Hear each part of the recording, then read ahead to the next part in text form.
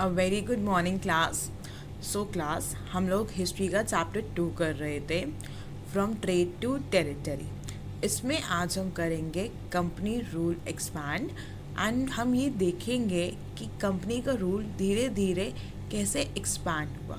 Okay, now if we analysis the process of annexation means, अगर हम process of annexation means कब्जा करना India पे एनालिसिस करेंगे इंडियन स्टेट्स का by the east India company, हम ये देखते हैं फ्रॉम द ईयर 1757 से 1857 में तक आपके ईस्ट इंडिया कंपनी ने कैसे हर स्टेट पे अपना रूल इस्टेब्लिश किया था। ठीक है, जो आपकी ईस्ट इंडिया कंपनी थी वो कभी डायरेक्ट अटैक नहीं करती थी। दे हार्डली और very rarely used to attack directly, okay, in an unknown territory. ठीक, तो वो बिल्कुल भी डायरेक्ट अटैक नहीं करती थी। इंस्टेड वो political ways, economic ways and diplomatic methods use करती थी बिफोर एनेक्सिंग। ठीक है, political methods in the sense, if a king has an enemy, वो अपने एनिमी से लड़वा दिए, दोनों की एनिमी। अब क्या हुआ, उनकी इकोनॉमिक कंडीशन वीक हो गई, then they use to put some taxes. ठीक है, सो वो पहले ऐसे करती थी बिफोर एनेक्सिंग। सो अगर वो किसी स्टेट पे इस्टेब्लिश करने से पहले पूरा उस किंग के बारे में जानती थी, उसके किंग की एनिमीज़ कौन थी वो जानना चाहती थी, किंग की वीकनेस क्या थी, तो they use to do this. Okay, अब now after the battle of Buxar in 1764 the company appointed residents in Indian states.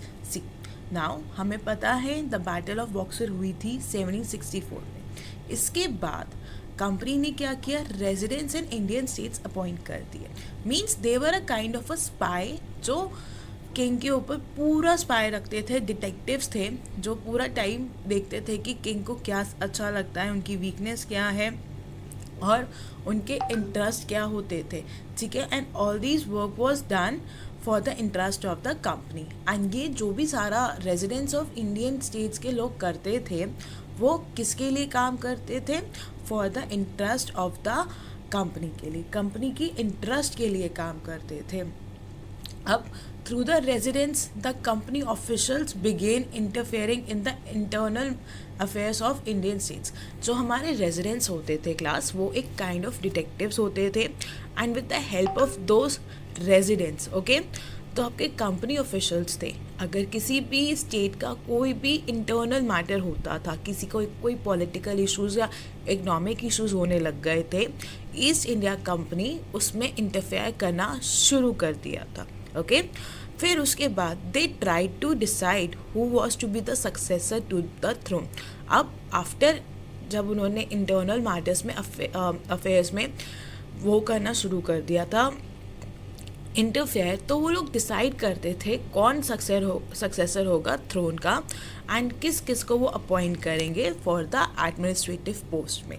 Okay, ठीक है, sometimes the company force the states into a subsidiary alliances. अब क्या होता था, कभी कभी जो कंपनी थी वो स्टेट्स को फोर्स करती थी किस चीज़ के लिए, सब्सिडियरी अलायंस में। अब ये सब्सिडियरी अलायंस होता क्या है ये जानिए।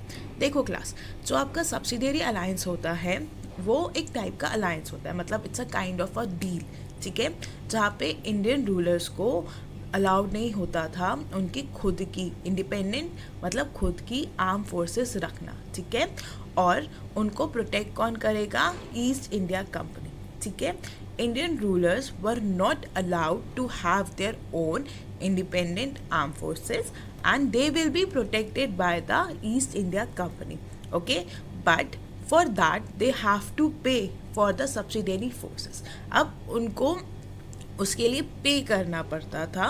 ठीक है, बिकॉज जो कंपनी है उनको सारा मेंटेन करना होगा आर्मी का।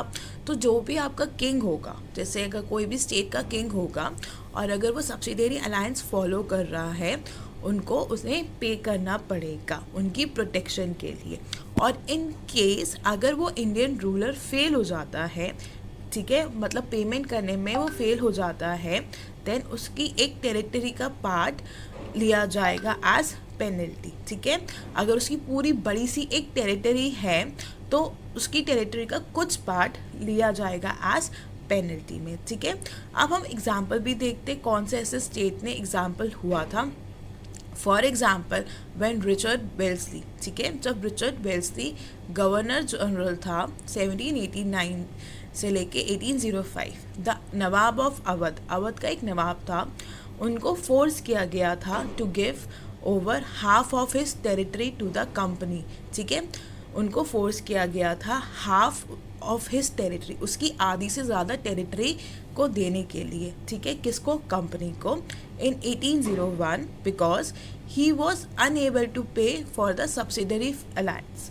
अब ये था कि जो नवाब ऑफ अवध था वो अनेबल था सब्सिडरी अलायंस पे करने के लिए। सिमिलरली आपका जो हैदराबाद था उनको भी अपनी टेरिटरी पे करनी पड़ रही थी as penalty because he was not able to pay the subsidiary alliances. Next, Tipu Sultan, the tiger of Mysore. We are going to study about Tipu Sultan. He was a very very powerful king, ठीक है, एंड कहाँ का था, मैसूर का था। अब the company restored to direct military confirmation. अब ये था कि कंपनी हर वे में, अपने वे में, डायरेक्ट और इनडायरेक्ट वे में रिस्टोर कर रही थी, ठीक है। अगर हम देखते हैं साउथ इंडिया के केस में, जो साउथ इंडिया की लीडरशिप थी, ठीक है, वो हैदर अली, ठीक है, वो बहुत ज़्यादा स्ट्रॉन्ग थी। हैदर अली, ठीक है, and his famous son Tipu Sultan. Haidar Ali was the father of Tipu Sultan and they both were a very strong ruler, ठीक है। अब जो भी मैसूर में प्रॉफिटेबल ट्रेड था वो मालाबार कोस्ट से किया जाता था, ठीक है, मालाबार कोस्ट से सारा का सारा प्रॉफिटेबल ट्रेड किया जाता था, जहाँ से जो कंपनी थी वो परचेज करती थी पेपर एंड कार्डेमन, ठीक है। तो मालाबार कोस्ट में वो सारा प्रॉफिटेबल ट्रेड करेंगे एंड जो कंपनी होती थी वो परचेज करती थी पेपर एंड कार्डेमन में। ये हमारा पेपर होता है, ये हमारा कार्डेमन होता है। अब जब टीपू सुल्तान को इस बात पे पता लगा कि कंपनी खरीद रही है तो उसने क्या किया, इन 1785 में, ठीक है, टीपू सुल्तान ने क्या कर दिया, export of sandalwood, pepper and cardamom बंद कर दिया। सैंडलवुड का, कार्डेमन का और पेपर का एक्सपोर्ट बंद कर दिया, ठीक है, अपने पोर्ट्स के थ्रू, ठीक है, एंड जो मर्चेंट्स थे उनको भी मना कर दिया ट्रेडिंग के लिए, प्लस ईस्ट इंडिया कंपनी को भी बिल्कुल मना कर दिया ट्रेडिंग के लिए। उसने एक क्लोज रिलेशनशिप इस्टेब्लिश किया विद फ्रेंच, ठीक है, उसने ब्रिटिशर्स के साथ क्लोज रिलेशन नहीं इस्टेब्लिश किया था, उसने फ्रेंच के साथ किया था। And he was a very updated guy, so उसे पता था कि अगर आगे वॉर होती है तो उसकी आर्मी को पूरी मॉडर्न होना चाहिए, तो उसने अपनी आर्मी को भी प्रॉपर मॉडर्नाइज किया था with the help of this French people. अब जब ब्रिटिशर्स को ये बात पता लगी, ठीक है, तो उन्हें बहुत गुस्सा आया। They were really angry, they were really furious, ठीक है। They saw Hyder and Tipu as ambitious, arrogant and dangerous. Obviously जब उन्हें पता लगा कि उनके पास प्रॉपर मॉडर्नाइज वेपन्स है, सब कुछ है, तो उन्हें टीपू सुल्तान एंड उनके फादर हैदर अली बहुत एरोगेंट लगे, बहुत एम्बिशियस लगे और बहुत डेंजरस लगे, ठीक है। और उनको ऐसा लग रहा था कि ये इजीली रूल्ड नहीं होंगे, हमारे कोई भी डिप्लोमेटिक वे से, हमारे कोई भी इकोनॉमिक वे से ये इतनी इजीली क्रश नहीं होंगे। अब as a result Britishers and Tipu Sultan के बीच में 4 बैटल्स हुई थी, ठीक है। कितनी बैटल्स हुई थी, 4।